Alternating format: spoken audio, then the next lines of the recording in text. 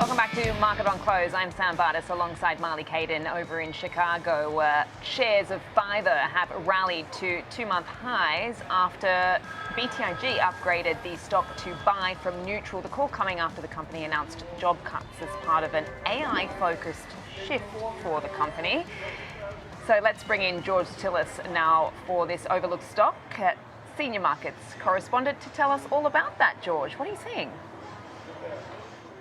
Well, I think, if you look at Fiverr, first off, this is an interesting company. There's a lot of companies like Fiverr, which include companies like Upwork and Udemy, which essentially are global online marketplaces for basically online digital freelance and contract services. So this would include things like digital editors and also graphic designers, project managers, and they essentially are contract for hire workers that, that basically market their services on their platform, and their platforms like Fiverr generate, of course, commissions from that regard. But ideally, in the last, couple of years or so, as the labor market's actually decelerating in terms of growth, we've actually seen some of these names like Fiverr and Udemy not perform all that well. But considering perhaps slower interest rates, some now pick up in hiring, the freelance market might also pick up, and that includes benefactors like Fiverr going forward. But if you look at today, there was a nice move in the stock, and it's picked up some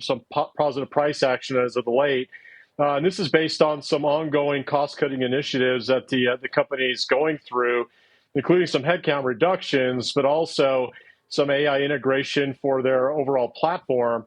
And so BTIG upgraded the stock, and they maintain basically a buy rating and increased it to $31. And they see that the restructuring efforts that the company is going through will eventually manifest into better EBITDA growth going forward.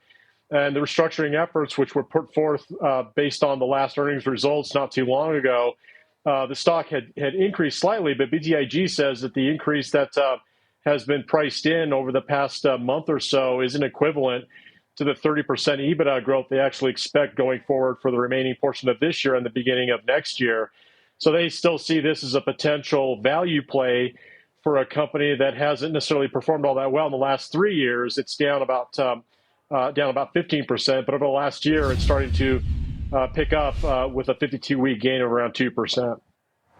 Yeah, I was just going to say, I'm just looking at that sort of trough down 15%, as you say, has recovered a bit. I'm just wondering, how much more runway these guys sort of anticipate this company has, and just based on, what they're saying about reducing their headcount, etc. I mean, is there anything else that could help with regards to, a little bit more conviction around this business?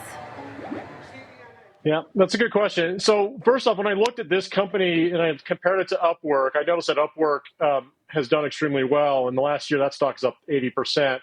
That company's got a profit margin around 30%. And if you look at Fiverr, their profit margin is significantly below that, around 4%. So for what it's worth, Fiverr seems to have a net income issue, which could be a function of cost-cutting needs that they've demonstrated they're willing to do and are going to do. So that could be something to consider here.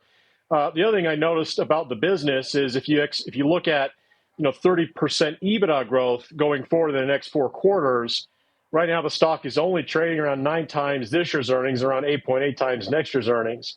With growth in sales, albeit modest, around 8.5%, one would say perhaps that on a PEG ratio basis, your PE to growth ratio, this is a cheap stock.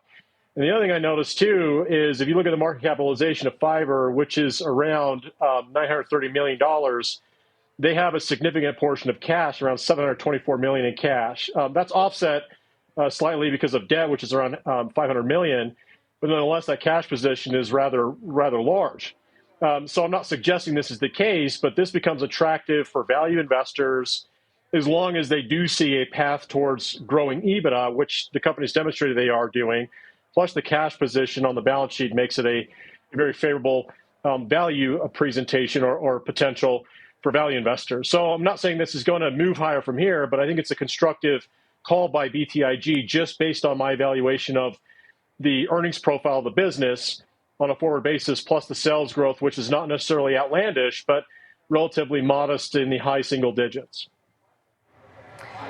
Yeah, I mean, I've just been looking across some of the commentary, some questioning whether, this is perhaps a bit of an undervalued stock here. But, obviously being in the sort of online freelance marketplace it is potentially sensitive to some of the macro challenges as well. I mean, we're constantly talking about things like jobs, also AI. I'm just wondering, who this company competes with and how we should be thinking about a company like this sort of more longer term.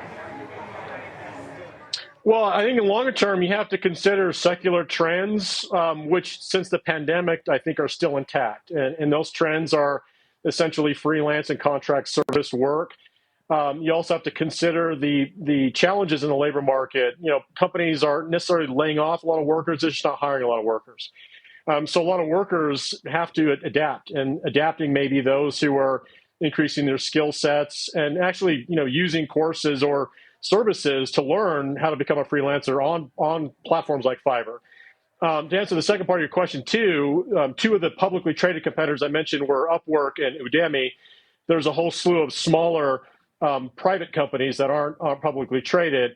So the competition is rather large, and I think that's maybe why Fiverr has struggled from a profitability standpoint. But the other thing you have to consider is they may have to invest, and they may have been investing in technologies to enhance their own business, to expand their contract service offerings and their platform, and the network effects associated with that. Of course, integrating artificial intelligence and reducing headcount for themselves has been a strategy they've been taking on. They talked about this in the last conference call, which I think BTIG also alludes to as a positive catalyst as well.